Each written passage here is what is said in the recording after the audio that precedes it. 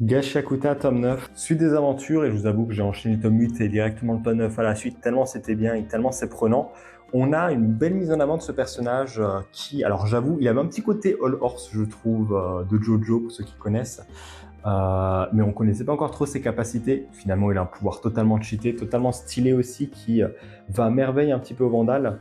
On a un petit côté comique aussi un peu à un moment dans ce tome, est-ce que j'arrive à montrer peut-être un peu tout ça qui, je vais pas dire casse un peu des trucs, mais ouais, ça fait bizarre. C'est pas quelque chose que je m'attendais à voir dans Gashakuta, un côté vraiment totalement décalé, mais même si la série est décalée, mais on est vraiment sur un truc, quoi. On voit un peu la tête des personnages qui sont totalement des têtes un peu d'ahurie comme ça, c'est assez particulier à voir.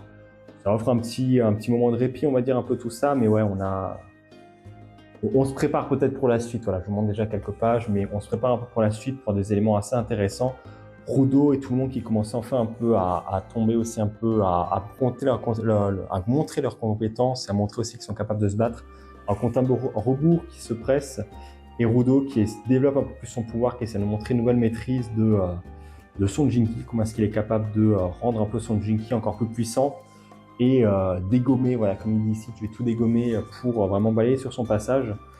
Bon point quand même, c'est que malgré ce qui s'était passé il y a quelques tomes avec Amo, il garde quand même encore un côté humain et c'est assez intéressant de voir ça, que vraiment il se soucie quand même un peu de ses adversaires et des objets qu'ont ses adversaires, enfin que ses adversaires ou ses alliés se soucient vraiment de tout ça.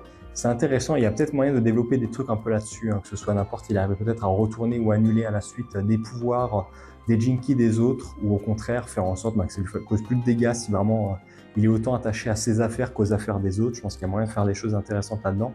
Mais ouais, c'est très très cool. Hâte de voir quand même ce que ça aura la suite, qui a l'air de montrer un peu le dénouement quand même de cet arc. Là, on est sur encore...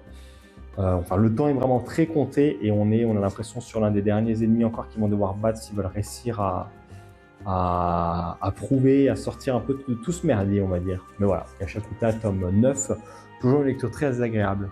Et toi, t'en penses quoi?